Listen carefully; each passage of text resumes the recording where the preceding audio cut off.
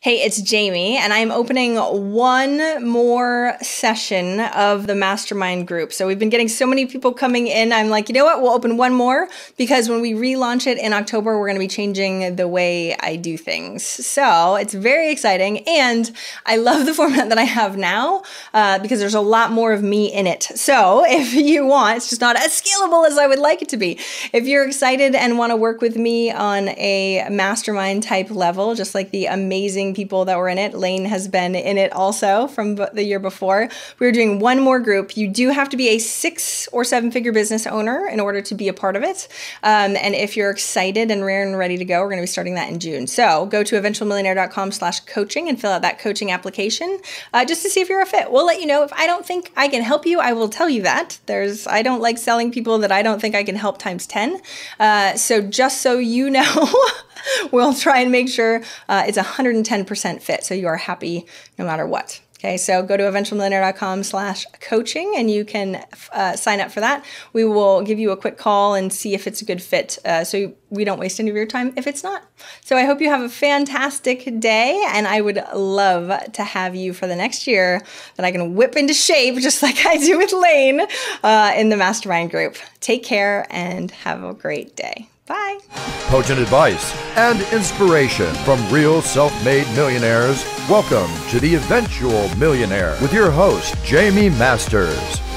Welcome to Eventual Millionaire. I'm Jaime Masters, and I am so excited to have 2 amazing people on the show today. They are called Marriedpreneurs, which I think is absolutely amazing. Daniel and Dani Stringer, sorry about that. And it's danielanddani.com is your website. Not only do you do that, of course, but you also have 2 other businesses. One's called Launch Home Care and Total Care Connections. Thank you so much for both of you coming on the show today. I really appreciate it.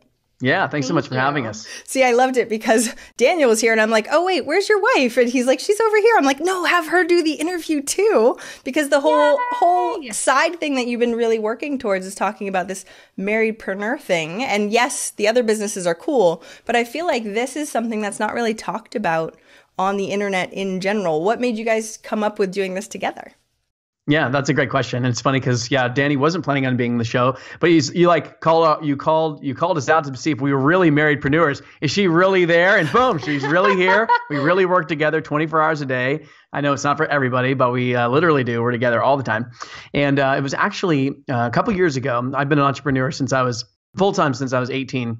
And it was a couple years ago, and I just turned 30 this year, that Dani wanted to come on board with us. And she brought a lot of skill sets that I didn't have. I'm an entrepreneur by trade. I'm a business person, marketing. And she's actually a pediatric nurse practitioner. Really? Yeah. So our business is healthcare. So I was always, the business side of the healthcare, but I've never been clinical. And so she came on board full time and really focused on bringing the quality of our care and our product up. And so we've really been a huge balance for one another ever since. How long ago was that she came full time? So almost 2 years ago. Mm-hmm. And how long have you guys been together total? We'll be celebrating 5-year anniversary this November. Yeah. Okay, I have so many questions and congratulations. Thank you. So what's interesting, and I was telling you guys this a little bit beforehand, I just did a speech in Bangkok, Thailand about relationships and entrepreneurship, and a lot of the information I got back was having one that's an entrepreneur, you were the entrepreneur, Daniel, and one that's not, and more 9 to 5, there was a lot of friction, right? Because the mindset and the risk tolerance and all sorts of other things were different. Did you feel like there was a difference before she got in the business as far as what she thought of entrepreneurship? Yeah, that's a good question. I mean, for sure. Yeah. I think, because before she came on board, I would go to the office, I would be handling everything. And to her, it would seem like, she wasn't involved at all, just being very supportive and encouraging. And we'd process through things at the end of the day. But she was, wasn't involved. So we went from not being involved to being completely involved. And all so, learning about Look at her face. Really I love it.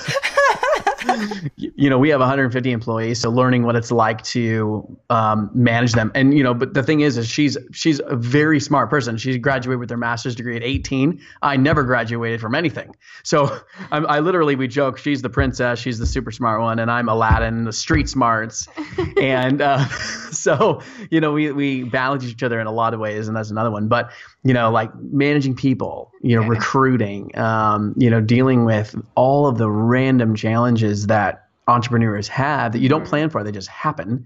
And then having to know that, well, the buck stops with us. So we have to figure it out, So it's the surprise element that entrepreneurs deal with that 9-to-5ers typically don't. Or if there is a surprise, it just goes above them, and someone else deals with it, Well, and I think it's just kind of all about your mindset on it too, because there's definitely differences between the two of us.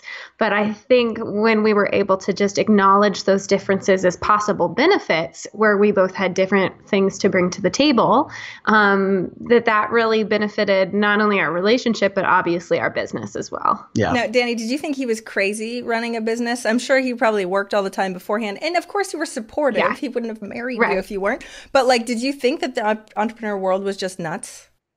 When I was little, I always thought I would probably end up with a physician or a lawyer or, that's just a pharmacist. I did not think of the entrepreneur route at all. So of course, when I bring him home to meet the family, they're like, I don't even know how to feel about this.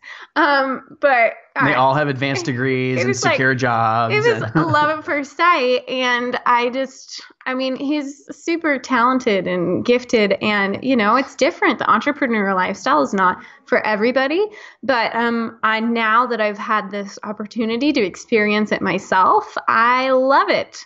I don't really want to go back to a 9-to-5. Once you've tasted that freedom, it's like, oh, wow, this is why people do this. As crazy as it could be, for sure. Yeah.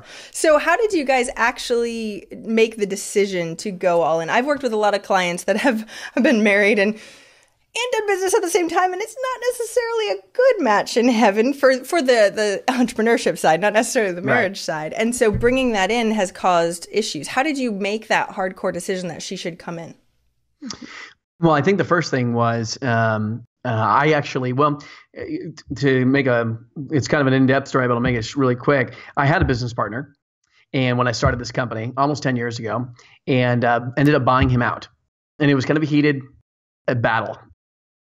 If you ever want to do a show on partnerships, I could be your person. Yeah, we should. Business divorce. We've talked. Yes. Next up on the show. I've made Marriedpreneurs work really well, but the business partnership did not work too well with this person. So anyways, I ended up, it was a heated 6-month thing.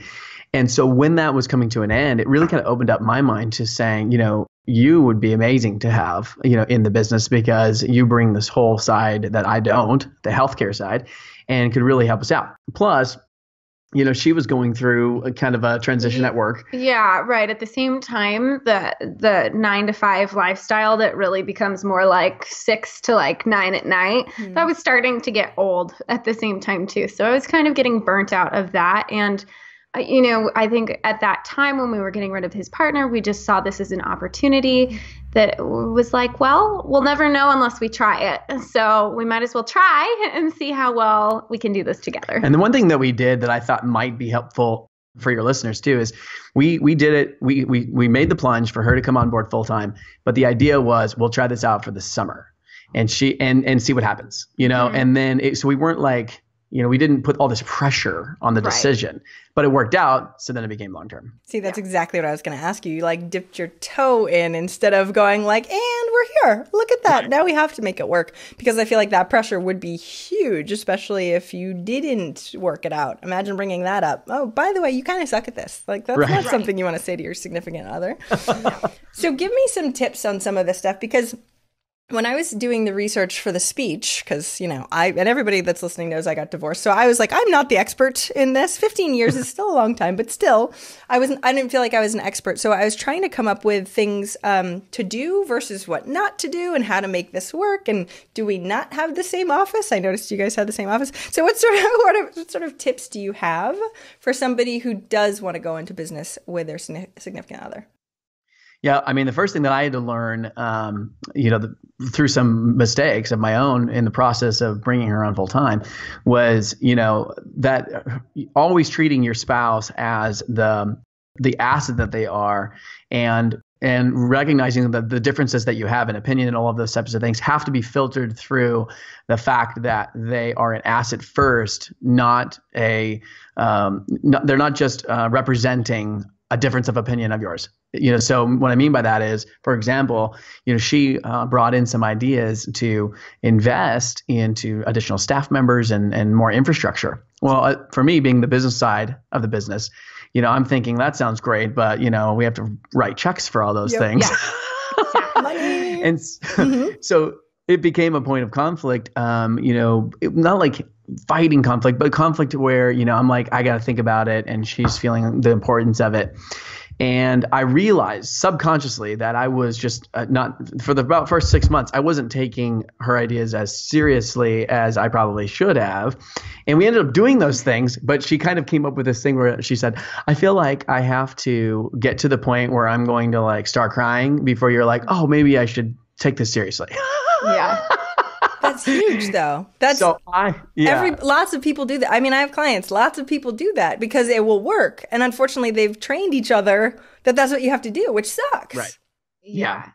So I learned to listen better through the experience. Not just listen like, okay, let me hear what you have to say, but listen like, all right, let's really think through the idea that you have, because the point of you being here is the fact that I don't think the way you do.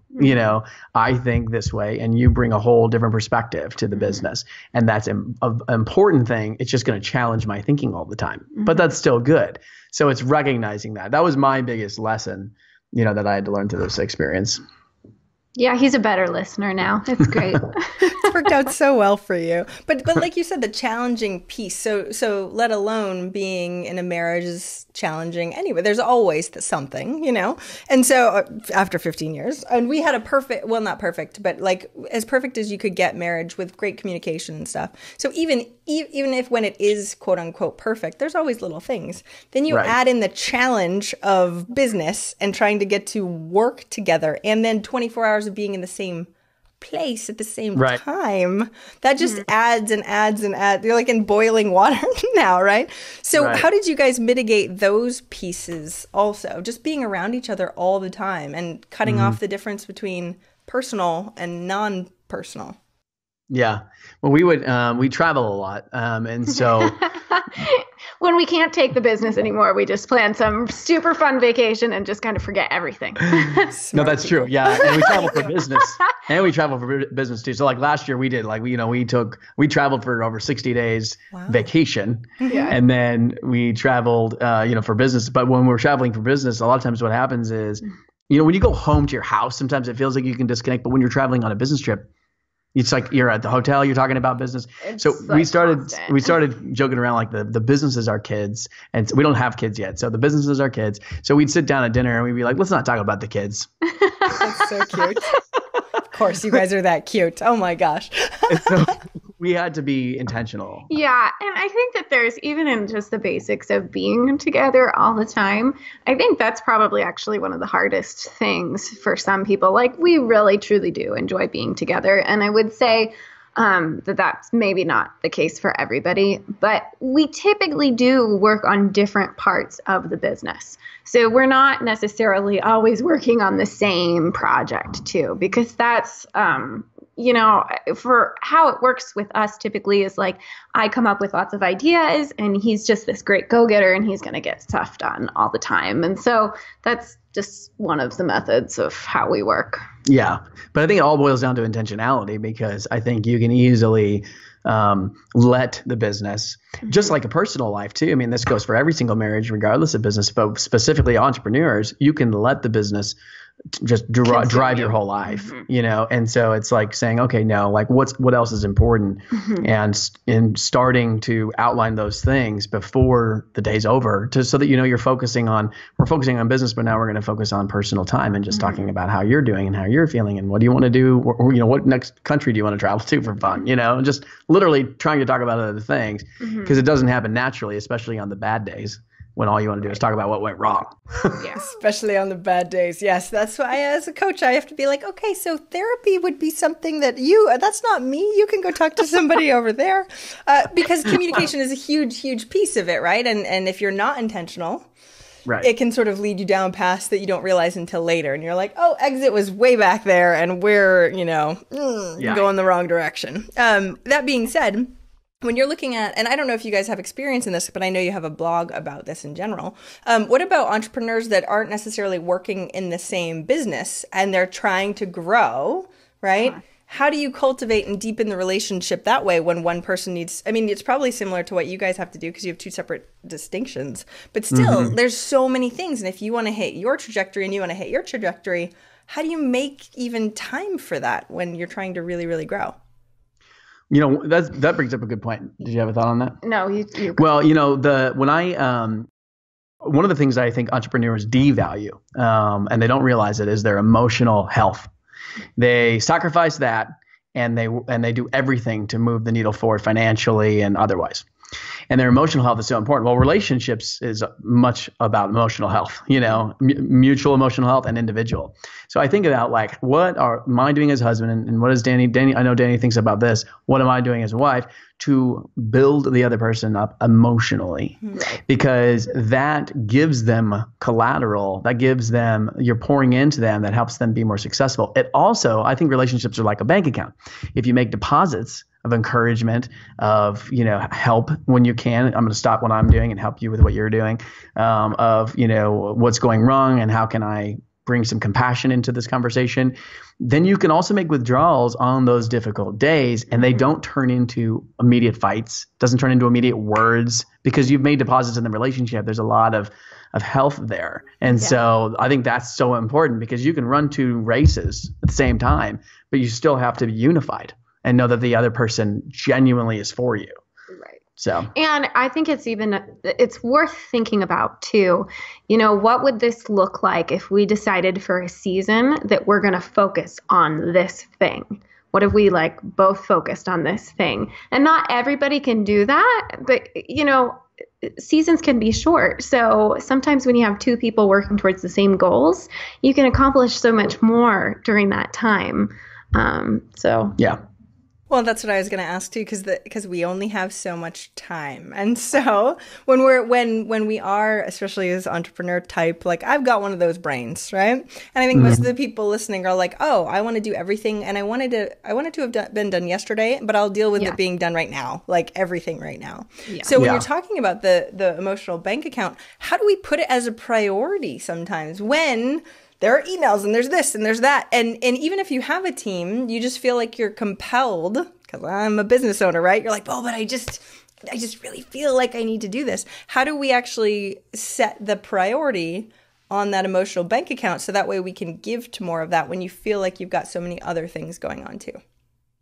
Well, we definitely always, as a rule, like our marriage, that's just a rule. Our marriage will always come before any business ever. Ever, ever, ever. Like that's the line in the sand. And so I think when you make that the priority, then it's the priority. Like our relationship is so much more important than any blog or any company that we'll ever have. So that's, you know. And I always tell people too, you know, when you want to find out what's most important to you, don't ask yourself the question so that you can cognitively come up with what's most important to you. Just look at the last week or month and journal what you actually spent your time on. And that's what's most important to you. See, so whether or not you think, but that's what I feel like is the problem. I feel like that's the thing. You're like, oh, but then that's the, oh crap, that's the, oh darn, right? Like, so how do we deal with that? Do you know what I mean? We constantly remind ourselves, like literally we tell each other this because we all are so driven. It's not a sprint. It's a marathon. It's not a sprint. It's a marathon. Like we accomplished enough for today. Let's tackle something else tomorrow. Yeah. And then I think saying, you know, approaching the week. So for example, let's say you know that you have this problem. You know, I'm focusing 120% on my business and not very much on my relationship. And, you know, my faith is out the window right now, or whatever the other things are that we want to focus on, but we're not. Mm-hmm. And then starting the week and saying, okay, I mean, I am going to focus on these 5 things. And the other thing is, if there's 10, maybe you need to narrow that down to 5. Yeah. So it's like, I'm going to have date night. You know, regardless, you know, we're going to just shut it off and we're going to do it. You know, I'm going to get to bed at this time, you know, whatever those things are that are important, and then make sure they actually happen. Even if that puts this one big thing that seems to be taking over your life, even if that forces you to shut it down. When maybe you feel like I shouldn't, this is a bad decision. This is a bad business decision. Well, you know what? Not all of life is about that. And, you can get to 60, 70, 80 years old and you ask these people, well, if you go back and do anything differently, and I'm sure you've had a lot of those conversations, and it boils down to pursuing those other things that were important all that time. It was always important, but they never actually focused on it, Yes. Okay. And when I was interviewing Dan Martell asking about the relationship stuff, he said he's like date night. He goes, we call it the metric meeting or some sort of like team meeting. So it sounded very business-like. And he's like, no, it's just date night. It's like, but we're checking in on our KPIs for a relationship of to our make business. sure, of our relationship. So that way they know that everybody's on the same page. And I was like, that's really interesting that a lot of business owners can understand, like, oh, that's why. Why do you need a team meeting in your business? Of course you need a date night. Like, why do we negate that when that technically deals with the health of your relationship in general? So what's interesting though, is I love that you were saying, Dani, before that being able to have this as your number one priority is huge. That being said, he had his business before he had you. So you going, our marriage is number one. Of course, he has to be all in on that also. What would happen if they weren't, though? You know what I mean? If they're like, well, business is my baby. You're also number one, but business is my baby. How does somebody challenge that? That's a good question. Like, don't marry him. No, I'm kidding. Honestly, I think, our relationship probably wouldn't work very well if I wasn't his number one priority still. Because businesses, we have to accept that businesses will actually come and go. Sometimes businesses are really, really successful, right? And sometimes they're awesome. And sometimes we have ideas that just flat out fail. So you can't build your self-identity necessarily on a business, even though it's awful tempting, and we usually do. But we're just so dedicated to spending the rest of our lives with each other that failure is not an option. So when failure in your relationship isn't an option, it kind of has no choice but to be the first priority. Plus, I think entrepreneurs have to start looking at their relationship in terms of how they view their business. And what I mean by that is, as a business operator and owner, a lot of times entrepreneurs, they start their businesses as operators, and they have to transition into owners. And owners are great delegators. You cannot delegate your relationship. So you can't ever get to this place where I've now been able to figure out how to solve all of my wife's needs through delegation. That doesn't work. But in business, of course it works. And a business owner should think of, how can I delegate so that my relationship doesn't suffer? Mm-hmm. And you can make millions and millions and millions of dollars without having to work 100 hours a week. There's plenty of people like that, ourselves included. Our business is a multi-million-dollar company, and we're not killing ourselves, to do it. But it's because we've been able to learn. It's not like we just knew this the whole time, and we're still learning, but we've been able to learn the art of delegation and being owners, not just operators. Huge distinction. I love that, especially that we can't really outsource the relationship side. I just imagined like the personal assistant being like, "Hi, honey, glad you're home." You know what I mean? Nope, can't really do that. What it brings up, though, have you guys ever read The Way of the Superior Man? Have you ever heard of that book? One of the premises, which I found very interesting, and it's masculine, doesn't necessarily have to be like the way of the superior man, since I'm the woman that likes business, but still, what it talks about is that the feminine is really in support, right? And that she should never get in the way of her man's mission. And so it's interesting. I know. So like, what's interesting is I love your perspective on putting it first. And then there's also this like, as far as deeper masculine man calling, mm-hmm. Right? Yeah. And so where does that come into play? Not that you would ever take him down, I'm quite positive, but still, where does that come into play where you're like, oh, this is part of his mission, I should step back? Yeah, that's an awesome question. I'm putting you on the spot a lot, Dani. No, I love these questions. I think they're so great. So I think for women specifically, one of the things that I have really had to almost change my mindset a little bit about is that my best value to Daniel is truly in the support that I can give him. And when I stepped into this business, we were at a place where that emotional support was really necessary. So that kind of helped set the framework up for it. Mm-hmm. But changing to thinking I'm doing excellently because I'm coming up with great ideas that might move the company forward. And I'm being emotionally supportive in what I'm doing and saying, instead of thinking like we're so often tempted, how many things did I get done today? Yeah. How many tasks did I accomplish? That is not really an entrepreneurial mindset, because it's my ideas that advance this company, and it's my encouragement that can support him enough to get him to do it.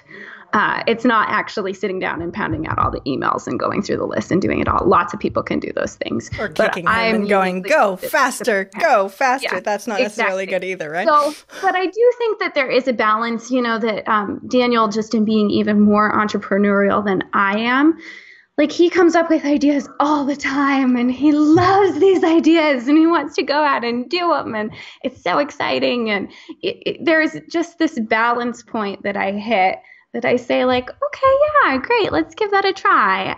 It's not going to distract us too much from accomplishing what the end goal is. So if that makes you happy, then I'm happy with you doing that.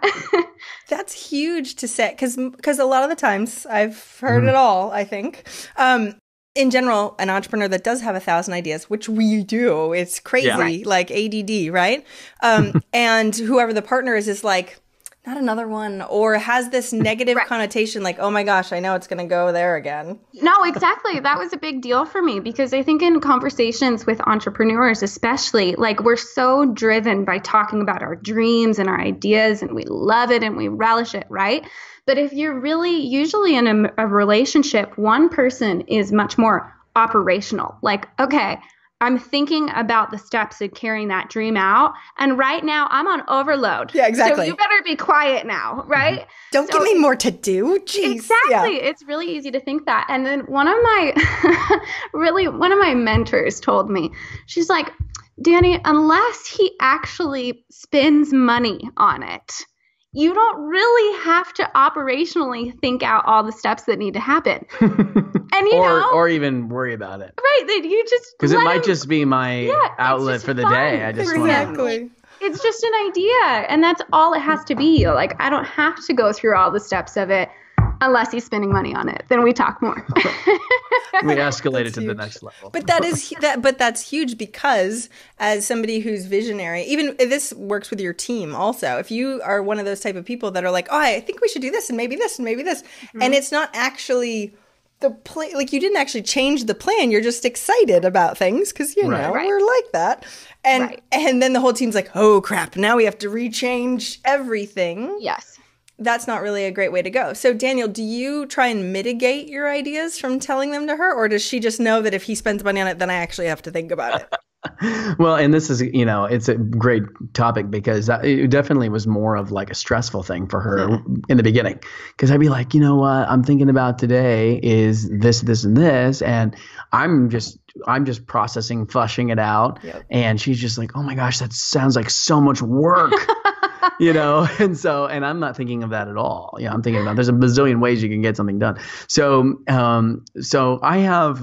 I throw less of them out, more so because I don't want to stress her out. But I still flesh them out with her, because it's just, I also know that she's processing it differently than she was before.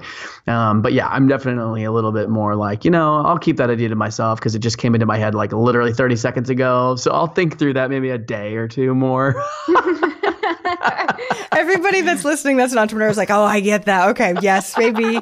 Because one of the things, still in my head in 2 days, and maybe it's a little bit serious. Well, and that's so one of the things that kept coming up when I was doing research also is that not to share everything, because even if it's you lost the biggest client, and let's say your significant other is a 9-to-5er, and oh my gosh, what does that mean for me? And then down that whole path, right? Even though we're supposed to share everything as a marriage, right? Like, you're my rock. I'm allowed to say what the shitty stuff that happens. Right. And yet that can cause huge amounts of stress. So how do you guys mitigate, not that specific situation, but in general, the stresses that just happen with you have 2 different personality types, like you were saying. Mm-hmm.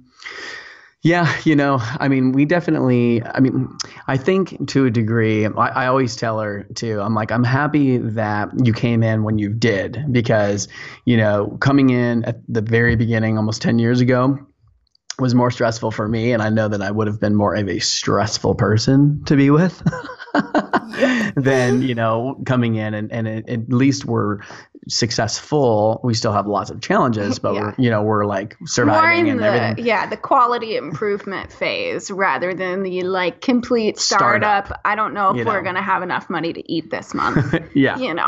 And that makes it really difficult for do you have any advice, like thinking back if you did do that, right? Knowing what you know now, what would you give advice for somebody who is dealing with that startup? Because I've heard the stories, especially at that event. People came up to me after and they're like, I'm like, I can't fix this for you. So hopefully they're listening, right? How do we mitigate the crazy stress that can be startup time? And especially if it's not a brand new relationship, a pretty newer relationship, I'm assuming. Right. Well, I would start by saying, especially if it's a startup, a woman, in my experience, cannot be supportive unless we feel safe. So I think deciding as a couple what you're going to do and not do before you're actually doing it. Like, for example, I'm not going to go out and get a loan on the house. Like I'm not going to start this thing, or we're going to be willing to risk this much that we both agree to. And I feel safe and comfortable with this number before we either pivot or before somebody gets a second job, or, so we have some type of financially safe plan in place before we're getting started.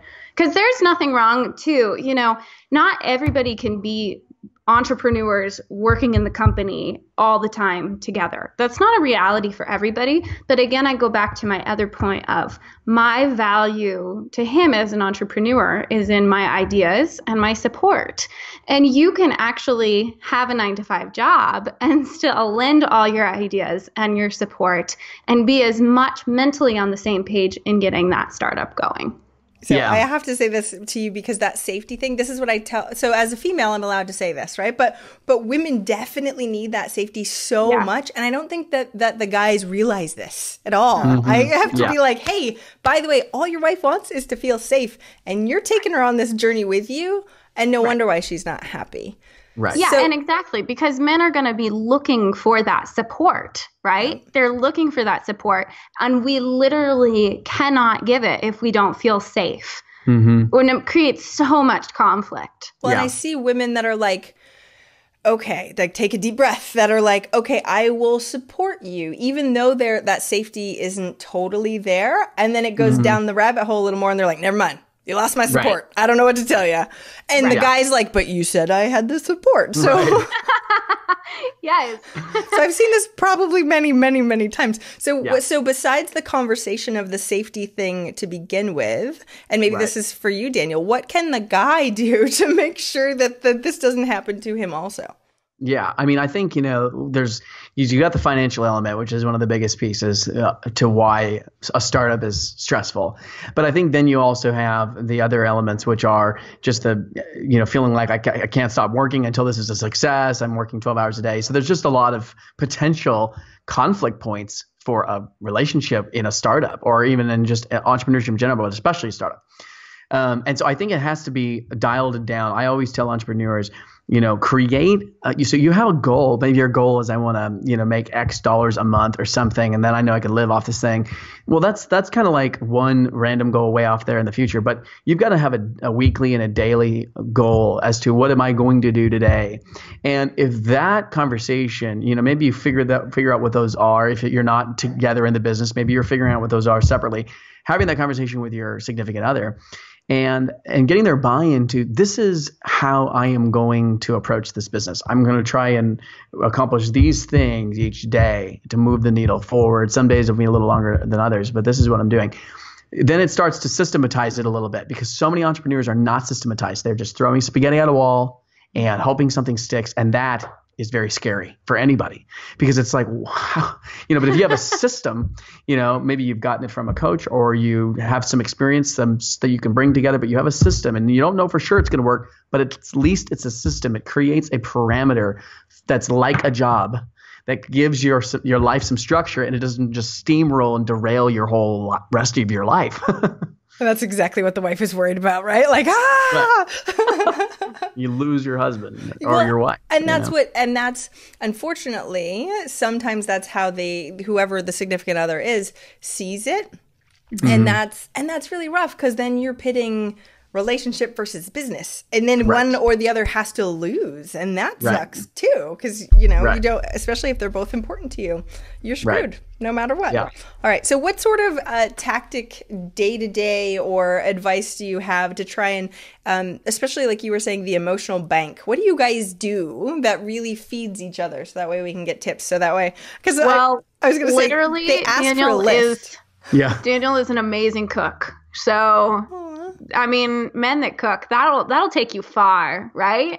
So, look at his face. No, he's like, I mean, we always eat dinner together. Okay. I'm a big wine enthusiast, so we do have a time in the evening typically where we do turn it off. Like, we're eating dinner together, we're focusing on different things, and what are your phones thoughts? at the dinner table? No phones at the dinner table?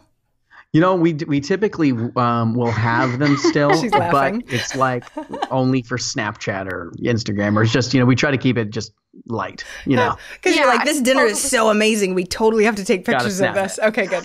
Yeah. We need to be doing the bunny filter right now, Right. So it's a group activity, I guess. Yes. Okay, Daniel, I cut you off. Go ahead. What are your things? I think, pursuing and creating space for each other's lifestyle desires. So, for example, we have different. I like to get up early. She likes to sleep in.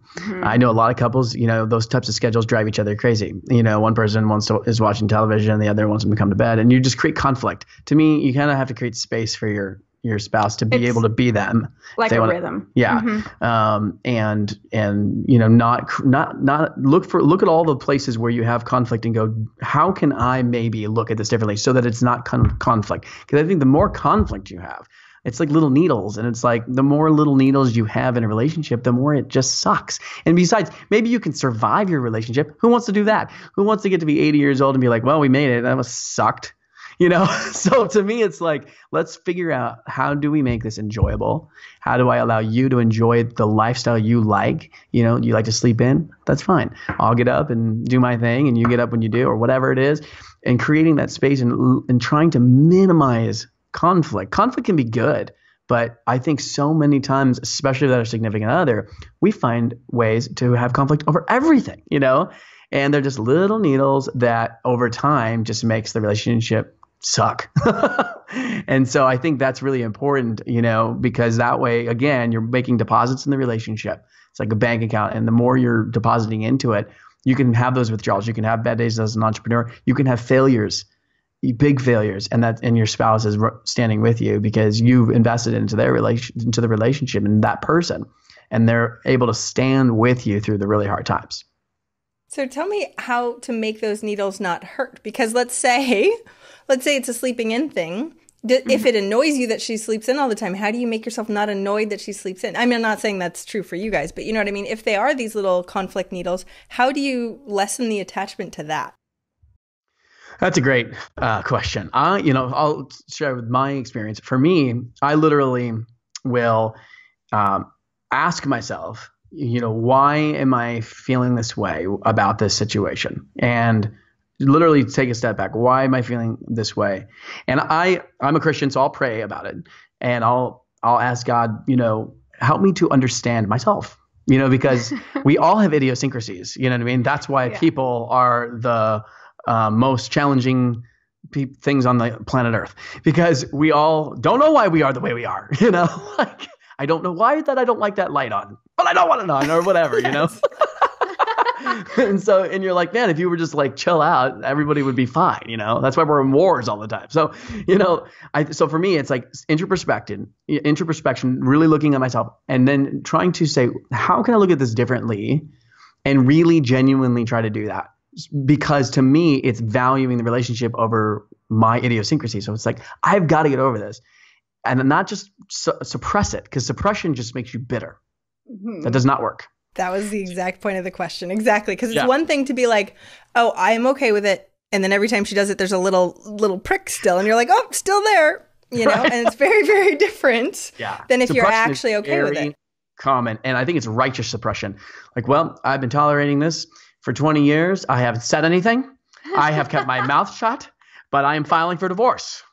And you're like, well, then it obviously wasn't a good strategy the whole damn time. Exactly. But we don't even realize that we're doing it. And that's the thing that's crazy. You're like, oh, who knew? I could have actually enjoyed my life if I could have let go. But most people don't either know that they're doing it, number one, like the awareness step, until it gets to be too much. Or they know that they're doing it and they're like, but this is the only solution. This is what we do. And then they're miserable also. So relationships and all of this is so crazy because it's so much more in entrepreneurship in general. There's so much to be in it anyway. Not only the stuff that you're doing, but emotionally, right? Am I good enough? Is this going to work? All sorts of craziness. And add to it with the relationship, which also has all those crazy things. Like you're exponentially making the crazy, right? And so being able to especially bring some of those needles into potential business situations. Oh, this morning you didn't wake up and blah, blah, blah, or whatever happens, right? And then that affects your business. That's huge. And that's why a lot of people don't want to get in business together. So how do you guys, because I know there's probably little needles in general, while as good as you are is probably getting rid of most of them. Yeah, we're not perfect. Yes. You look perfect. You guys on the outside for sure. Super cute. That being said, how do you deal with something from the personal life, like bleeding over until the business side? Well, I would say when it comes to stress and little needles and things, I didn't expect this as much before jumping into the company full time. But when I was in the company full time, all of a sudden, I did feel like I was better included on like the big picture and what the day-to-day stressors really are. Because all of a sudden, being that involved in the company, his stress definitely became my stress, you know? So, I think when you're running a successful business, like I just don't have any more bandwidth to care if he wants to go to bed early or get up early or smoke a cigar occasionally, like those little things in light of are we going to meet our goals? Is this going to be a big problem? Are we giving adequate care to people? Are we living up to our mission? Like all of a sudden when that becomes your focus, that has to put into perspective how little the little things really are. So that's honestly a benefit for people that haven't done it, in my opinion. I really like that. So you put your marriage first and the little crappy personal things aren't important because your business goals are, and then all the little crappy things are way down here. That's actually kind of sounds perfect. Now everybody's going to jump on the bandwagon. What were you going to say, Daniel? Well, I think too, like I think people also they minimize the power of the stressful things in their life that has over their business and their personal life. And so they go out there and they have a bunch of car loans and they buy a house that they really can't quite afford, and they have credit card debt, and then they go out to eat all the time because they're trying to, you know, have a nice time with their wife, but that's really actually causing tons of stress because they can't even afford these restaurants. And so what happens is we make decisions trying to solve one desire or maybe a problem or a need or whatever, or, you know, we don't even know exactly why we do them. We just do. And then what ends up happening is, sorry about that. What ends up happening is that stress really starts to weigh heavily on our business and on our relationship. And so all those little needles just magnify themselves. You know, you have a short wick, you don't have a lot of tolerance, you don't have a lot of grace or patience. And so I think we have to start looking at our life. And I mean, I encourage people, write down like the top 10 things that give you stress and decide, are any of these things I can get rid of in my life? Or do I have to have all of them? And you might go, you know what, I could get rid of 4 of them, you know, and man, that makes our relationship better and everything, you know? So it's just starting to really become the architect of your life instead of becoming the victim of where you ended up, you know?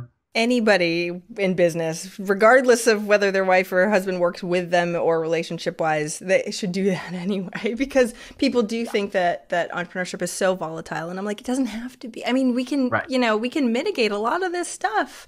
And you think it's just the way it has to be, but you're a problem solver. You can figure out most of this, you know? Right. And giving yourself that permission instead of being the victim. I adore that. I know we have to start wrapping up soon. You guys are fantastic. We really appreciate you. I love you guys. So can you tell me, so I'm going to ask you I'm trying to determine if I'm going to ask one on each, but I think I am. So be prepared because I didn't give her the question too far in advance. So what's one? So I'm going to make Daniel go first. What is one action listeners can take this week to move forward in their goal of 1 million? And then we'll do Dani after. I think that the one thing that people can do that I think all entrepreneurs should do on a regular basis, semi-regular basis, is figure out what is your one thing that you are going to focus on to grow your business and to grow your life. Entrepreneurs are very notoriously known to be easily distractible and very much visionaries and seeing opportunities and wanting to run for them. And a wise person once told me that oftentimes it's less talented people that are far more successful in life because they have less options. And it sounds almost derogatory to that person, but it's not in the context that with less options, they zone in on what they are good at doing or what are able or what they're passionate about.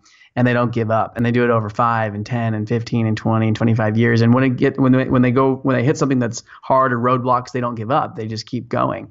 Whereas talented people, very, very talented people, oftentimes will go, you know what, but this door opened and this person wants me to go do this and I could do that and I could start this business and this person wants me to run for the governor's office and then I could go over here. And you may be moderately successful in many rights still.